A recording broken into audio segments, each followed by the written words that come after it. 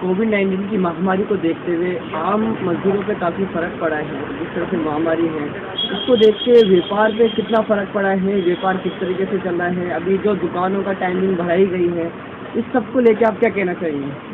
मेरा ये कहना है कि मार्केट में कोविड-19 से व्यापारियों को बहुत बड़ा असर पड़ा है।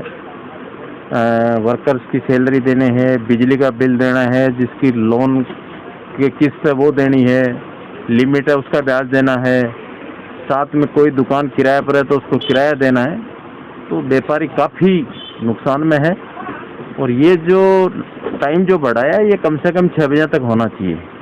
हालांकि सरकार ने अच्छा काम करे, नो डाउट, मैं कोई इस पर डाउट नहीं कर रहा हूँ, क्योंकि बहुत बड़ी त्रासदी ही देश के लिए और सब लोगों ने मिलकर काम किया है। हमारे मुख्यमंत्री जी ने भी बहुत अच्छा काम किया है, सारे यहाँ के जितने भी विधायक मंत्री हैं उन्होंने भी अच्छा काम किया है।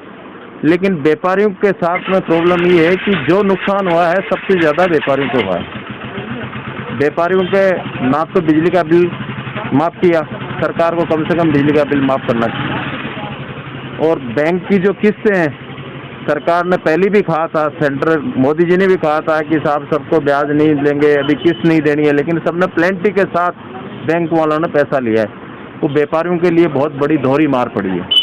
इसलिए एक तो बिजली का बिल बिल्कुल माफ़ होना चाहिए, टाइमिंग है जो कम से कम 6 बजे तक होना चाहिए, और खुला आदमी व्यापार करे। अब क्या है कि होलसेल का व्यापार है, लोग गांव से आते हैं, आते आते 11 बज जाती है, 2 जगह वो माल देखते देखते उसको 4 तो वैसे ही बज जाती है। फिर लास्ट में शाम की जाती टाइम बिल्कुल अफरा तफरी मच जाती है।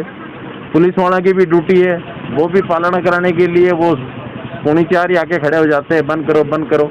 तो लोगों में शाम को थोड़ी सी हड़कंप मच जाती है। बाकी तो ये कोविड-19 तो हमेशा के लिए ही हो गया है। आपको इसको मान के चलो कि मास्क लगाओ, 2 गज की दूरी, 2 गज को मतलब दूर दूर बैठो और मास्क जरूर लगाओ, हाथ बार बार धो।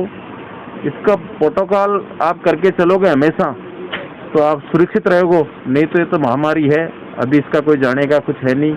टीका भी जल्दी से जल्दी सरकार कोशिश कर रही है, लेकिन इतना बड़ा देश है, एक साथ तो टीका लग नहीं सकता है।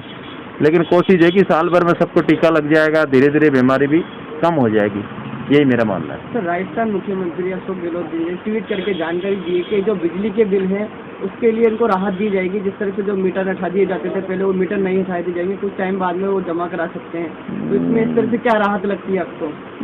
नहीं, वो मुख्यमंत्री जी ने कहा है लेकिन हो नहीं रहा है। जैसे अभी काफ़ी लोगों ने सपोज करो कि बिल जमा नहीं कराया और 2 दिन लेट हुआ और उसका कनेक्शन काट दिया। तो क्या है, मुख्यमंत्री जी संवेदनशील है, बहुत अच्छे हैं, मैं मानता हूँ। लेकिन अभी मैं आपके माध्यम से ये कहना चाहता हूँ कि मुख्यमंत्री जी कुछ कर ही नहीं रही है, बिल्कुल शांत बैठे। क्योंकि उनके कभी सचिन जी टांग खींचते हैं, कभी बसवाड़े टांग खींचते हैं, तो मुख्यमंत्री जी को काम नहीं करने दे रहे। और मेरा तो ये मानना है कि ऐसे जो विधायक है, ऐसे मंत्री है, उनको लात मार के भगाना चाहिए। और आने वाले टाइम में जनता से भी मैं उम्मीद करता हूँ कि ऐसे जो लोग हैं जो ऐसे सौदाबाजी करते हैं, उनको साथ जो जैसे वो देश जनता के साथ गद्दारी कर रहे हैं, उनको जनता भी सबक सिखाना चाहिए। ऐसा नहीं कि वो दल बदलू है और उनको दोबारा वोट देके दूसरी पार्टी में जाएंगे तो दे देंगे, नहीं, उनको लात मारनी चाहिए। जनता को जागरूक होना चाहिए। और ये व्यापारी लोग हैं, इनको भी जागना चाहिए। ऐसे नहीं कि अपना वोट डाल दिया और तालियां बजा दी, व्यापारी कर रहे हैं और कुछ में ध्यान नहीं दे रहे हैं। क्योंकि व्यापारियों से आज यहाँ इस हिंदू नगर रेडीमेड मार्केट से पूरा राजस्थान जुड़ा हुआ है। यहाँ की खबर पूरी राजस्थान में जाती है, राजस्थान के पूरे व्यापारी आते हैं। उनको भी समझना चाहिए कि अपने वोट की जो है कीमत होनी चाहिए। ऐसा नहीं कि हमने वोट दे दिया और हमारे को जोधपुरी को सुनने वाला ही नहीं है। जिसको वोट दिया पता चला कांग्रेस को वोट दिया और वो बीजेपी का फाड़ा में चला गया, बीजेपी को वोट दिया पता चला कि वो तीसरे के फाड़ा में चला गया। तो इसलिए दल बदलू जो विधायक है या दल बदलू कोई नेता है, उस पर भरोसा नहीं करना चाहिए, उससे दूर हो जाना चाहिए। और जो इस तरह की बात कर रहे हैं उनके एरिया में भी उनको जवाब देना चाहिए। लेकिन आजकल क्या हो गया कि सच्चाई कहने वाला कोई नहीं है। हर आदमी को अपना अपना स्वार्थ है। किसी को विधायक से स्वार्थ है, मेरा काम तो हो रहा है, मैं क्यों चक्कर में पड़ूं। किसी को प्रशासन से है कि मेरा काम तो हो रहा है, मैं क्यों चक्कर में पड़ूं। अरे भाई, आप चक्कर में नहीं पड़ोगे तो ना तो आप रहोगे, ना आपका व्यापार रहेगा और ना ये देश रहेगा। इस देश के लिए आपको जागरूक होना ही पड़ेगा। सर, आए दिन पेट्रोल के दाम जिस तरह से बढ़े जा रहे हैं और कांग्रेस सरकार धरना भी दे रही है कि जिस तरह से दाम कम होने चाहिए, पर जो राज्य है, राजस्थान राज्य के अंदर खुद ने एक तरीके से वो टैक्स लगा रहा था, उस पर क्या कहना है आपका?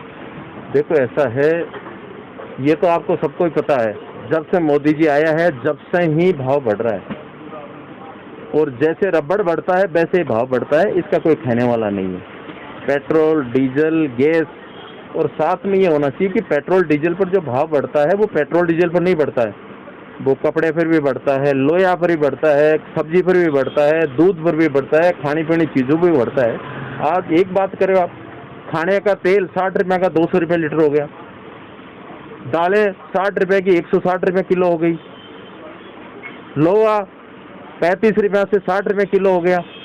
कोई कहने वाला ही नहीं है, कोई रोकने वाला भी नहीं है, बस हो रहा है, चल रहा है, हो रहा है, चल रहा है। देश बहुत गलत में जा रहा है, इसको कोई देखने वाला नहीं है। इसमें देखो, मैं पार्टी पॉलिटिशियन की बात नहीं कर रहा हूँ, इसमें दोनों ही जिम्मेदार है। कांग्रेस है, उसका ऊपर से आका मर गए, उनके आका है वो कमजोर हो गए, और बीजेपी है वो तानाशाही हो गई। तो इसलिए क्या है, दोनों के लिए सोचने की जरूरत है। आप लोगों की ना तो बीजेपी तो आप लोगों को ध्यान दे ही नहीं रही है, कहती है व्यापारियों के साथ है, लेकिन सबसे बड़ा नुकसान कोई पहुंचा है तो व्यापारियों को बीजेपी ने ही पहुंचाया है। और आने वाले टाइम व्यापारियों को ये हल कर देगी कि एफडीआई के माध्यम से बड़े बड़े मॉल यहाँ लेके आ गई। उन मॉलों से एक मॉल में ज़्यादा से ज़्यादा 50 आदमियों को रोजगार मिला होगा, लेकिन वो कम से कम 200 आदमियों का रोजगार, 200 दुकानों का रोजगार एक आदमी ही कोस लिया है। 200 दुकान होती, 200 दुकानों पर एक दुकान पर 5 आदमी भी पलते हैं तो 1000 आदमी को रोजगार मिलता है, और उस मॉल में केवल 50 आदमी काम करते हैं और एक मालिक रहता है। तो वो 1000 आदमियों का एक जना ही खा गया सारा खुराक। इसलिए ये मॉल है, इन पर भी ध्यान देना चाहिए। ये एफडीआई के माध्यम से चीज़ें आनी चाहिए, बड़ी बड़ी इंडस्ट्रीज आनी चाहिए, वो नहीं आ रही है। रेलवे में कुछ इन्वेस्टमेंट हो रहा है, वो नहीं होना है। एयरबेज में कोई इन्वेस्टमेंट होना चाहिए, वो नहीं हो रहा है। ये तो जो चीज़ें कमाई वाली है उन्हीं को बेच रहे हैं, जो कमाई वाली चीज़ें उन्हीं को बेच रहे हैं। आज LIC जैसी चीज़ों को बेच दिया आपने। जो बैंक है उनको, कितने बैंकों को मर्ज कर दिया। जो बैंक आज अपने देश के बैंक है उन बैंकों को मर्ज कर दिया, तो वो व्यापार के लिए नुकसान है। और जब से नोटबंदी हुई थी तब से लेकर व्यापारी आज तक सदमामी है। पहले नोटबंदी होगी, फिर GST आएगी, फिर कोरोना आ गया। इस महामारी से आज तक व्यापारी उससे उभर नहीं पाया है। यही मेरा तो छोटे व्यापारी ज़्यादातर देखा, छोटे व्यापारी को ही ज़्यादा तकलीफ हो रही है। जैसे जो बड़े व्यापारी थे वो, जो बड़े उद्योगपति थे वो तो विदेशों में जाके सेट हो गए, और जो छोटे व्यापारी है उन पर इस तरह से फर्क दिख रहा है। तो सरकार ऐसा क्या कदम उठाए जो छोटे व्यापारी को राहत मिले? देखो, बात ऐसी है, अपन बैठे हैं, अपन बात कर रहे हैं गारमेंट्स की। गारमेंट्स एक ऐसा व्यापार है जो कि उस सरकार से ना तो वो पैसे मांगती है, ना कोई बिजली पानी मांगती है ज़्यादा, और ना कोई लोन मांगती है। इसमें तो अपन जब बहन बेटियों को, जब हर घर में जब शादी करते हैं तो हर शादी में हर बहन बेटी को एक सिलाई मशीन देते हैं।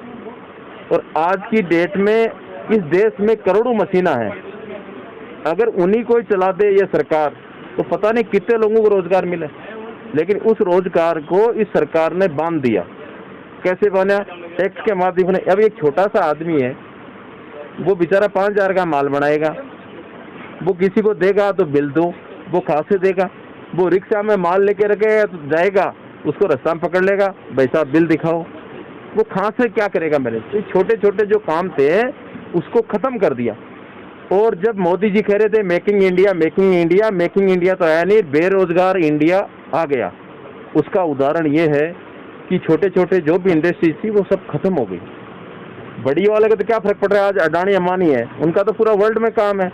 वो इंडिया से पैसा लिया, दूसरा देश में चालू कर दिया, दूसरा देश से पैसा लिया, तीसरा में काम कर दिया। आज जैसे पता है आप, जो नीरू मोदी और मेहुल चोकसी जितना पैसा लेके गया है, उन पैसों में पता नहीं कितने लोगों को रोजगार मिल सकता था। आज छोटे आदमी अगर उसको 10 लाख रुपया देगा तो अपना रोजगार चला लेगा, लेकिन पता नहीं कितने करोड़ लेके चले जाते हैं, भाग जाते हैं, उन पर कुछ होते नहीं है। हम लेंगे लेंगे लेंगे, लेना 5-6 साल तो होगी, और लेंगे तो क्या होगा, जेल में दे दोगे। पब्लिक का पैसा तो वापिस आना नहीं है, जो देश को नुकसान हो गया वो तो भरपाई होनी नहीं है। उन जैसे लोगों को तुरंत उनकी जो प्रॉपर्टी है उसको तुरंत जब्त कर लेनी चाहिए, उनके पीछे समय बर्बाद नहीं करनी चाहिए।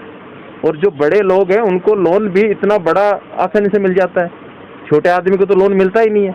आज छोटा व्यापारी बेचारा लोन लेने जाता है तो चक्कर काटते रहता है। सर, आपने जिस तरह से किसानों का भी मुद्दा उठाया था, जैसे किसान जैसे अपने आंदोलन के लिए बैठे हुए हैं, अभी तक उनके जो एमएसपी पे जो बिल था उसमें क्या लागू होगा, पर उसमें कुछ हो नहीं पा रहा, तो उस पर क्या कहना चाहेंगे आप? देखो साहब, किसानों का भी तो बेचारों का हमेशा दुर्भाग्य है। कभी आसमान में ओले पड़ जाते हैं, कभी हवा आ जाती है, कभी बारिश नहीं पड़ती है, कभी ठंड पड़ जाती है। तो किसान तो जन्म इसलिए लिया है कि उसकी फटी हुई जूती, फटे हुआ कपड़ा और चेहरे के ऊपर झुर्रियाँ, किसान के कभी मुस्कुराहट नहीं आती है। मुस्कुराहट आती है तो आपने जो टीवी पर जरूर उसका विज्ञापन दिखाते हैं, उसमें जरूर थोड़ा चेहरा उनका खिलता हुआ नजर आता है। बाकी आम आदमी के जाओ तो किसान बेचारा रुला हुआ है। अब बात करते हैं अपन किसान की। आज जो किसान की जो गेहूं की एक बोरी की लागत है वो 5,000 रुपया है, और उसको मिलता है 1700 से 1800 रुपया। बाजरा की जो लागत है वो कम से कम 3 से 4,000 रुपया है, लेकिन उसको मिलता है 1000 से 1200 रुपया। सब्जी है उसकी रोड पर उड़ती है। टमाटर बाजार में 20 रुपये किलो है, किसान के यहाँ बेचारे के 4 रुपये किलो है। प्याज बाजार में 40 रुपये किलो है, किसान के यहाँ 15 रुपये किलो है। तो किसान को कोई भाव नहीं मिलता है। आज डेयरी का दूध 40 से 50 रुपये किलो है, किसान का दूध 25 से 30 रुपये किलो है। तो किसान का तो कभी भला होने वाला ही नहीं है। और ये बात आई आप इस कानून की, ये कानून भी आप और हम लोगों को और लपेट लेगा। ये धन्ना सेठ क्या करेंगे, अभी जो गेहूँ जो 2,000 रुपये में आपको मिल रहा है वो किसान से तो लेगा 2,000 में, और वो अपने यहाँ स्टॉक कर लेगा, और जब आपको जरूरत पड़ेगी तो आने वाले टाइम में आपको 10,000 रुपये क्विंटल गेहूँ मिलेगा। उसका उदाहरण ये है कि जैसे पेट्रोल जो प्राइवेट कंपनियों को जैसे ही दिया तो इनके हाथ में नहीं रहा।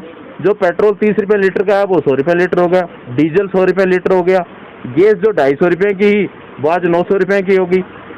तो ये प्राइवेट को जैसे जैसे देंगे इनको ये होल्ड कर लेंगे, और फिर आम आदमी का जब गेहूँ आएगा तो 10,000 रुपये का मिलेगा।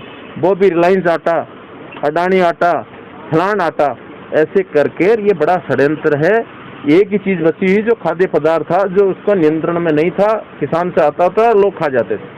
लेकिन आज की डेट में पोजीशन ये है कि ये 10,000 रुपये क्विंटल आपको मैं, आप भी यहीं हो, मैं भी यहीं हूँ, मैं वादा करता हूँ कि 5 साल बाद में आपको ये गेहूँ 10,000 रुपये क्विंटल से कम नहीं मिलेगा। ये असर ये पड़ने वाला है, किसान पर नहीं पड़ने वाला, आम जनता पर ज़्यादा असर इसका दिखेगा आपको। जैसे डीजल पेट्रोल में दिख रहा है वैसे ही आपको अनाज में दिखेगा। सर, पीएम फंड जिस तरह से बनाया गया था, जिस तरह से राम भूमि के लिए जिस तरह से ज़मीन और ली गई थी, 2011 के अंदर 2 करोड़ रुपये का एग्रीमेंट हुआ था, बाद में 18 करोड़। देखो, मैं उस विषय में कुछ नहीं बोलना चाहता हूँ। मैं व्यापारी हूँ, मैं व्यापार के विषय में देता हूँ। मैं कोई सरकारों का कोई ऐसी एजेंसी नहीं हूँ जो कि उनकी छानबीन करूँगा। ये तो सब आप भी जानते हो, आप ज़्यादा जानते हो, और ये तो देश में क्या चल रहा है उसका भी आपको पता है। तो मैं मंदिर और मस्जिद के बीच में नहीं जाना चाहता हूँ। हाँ, आज आपको हॉस्पिटल बनवाना चाहिए, आपको पता होना चाहिए कितनी मंदिर और मस्जिद है। इस कोरोना काल में कौन सा मंदिर आ गया है और कौन सी मस्जिद आ गया है। आप करोड़ों रुपया मस्जिद में लगा रहे हो, करोड़ों रुपया मंदिर में लगा रहे हो।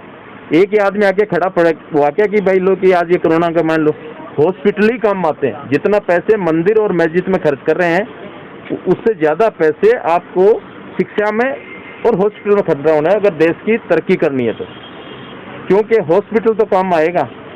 आज कितनी मस्जिद है उनके पास कितना पैसा है, कितना मंदिर है उनके पास कितना पैसा है, लेकिन समाज का नहीं है वो पैसा। समाज के यहाँ एक एक रुपया से लेकर लाखों रुपया तक का चंदा जाके और समाज का पैसा है। लेकिन जब समाज को जरूरत पड़ती है तो ना तो मस्जिद आगे आती है ना मंदिर आगे आते हैं, तब भी बेचारे समाज सेवी या व्यापारी ही काम आते हैं। ये मेरा मानना है। सर, कोविड-19 को देखते हुए आम जन से क्या अपील करना चाहेंगे? जिस तरह से आम जन से ये भैया, आप सुरक्षित रहो, अपना परिवार को सुरक्षित रखो, मास्क बिल्कुल लगा के रखो, और दूरी है जो निश्चित वो बना के रखो, और अपने घर पर टाइम पर जाओ, फालतू रोडों पर मत निकलो, अपना परिवार को बचा के चलो, यही मेरा संदेश है।